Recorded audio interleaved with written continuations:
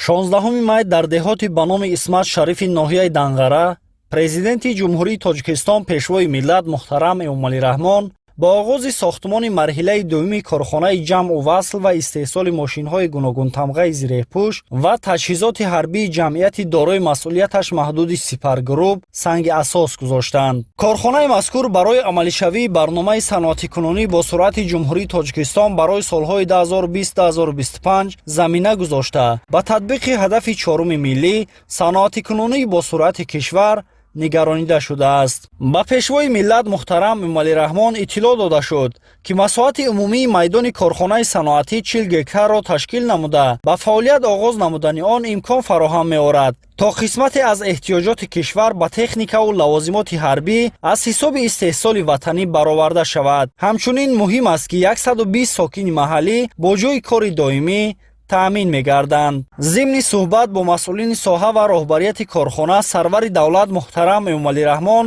барои боз ҳам афзун намудани ҳаҷми истеҳсолот ва намудҳои маҳсулот ба талаботи замон мутобиқ сохтани сифати онҳо ва ҳамзамон ба роҳ мондани омӯзишу омодасозии мутахассисони маҳаллӣ ба онҳо дастуру супоришҳои мушаххас доданд.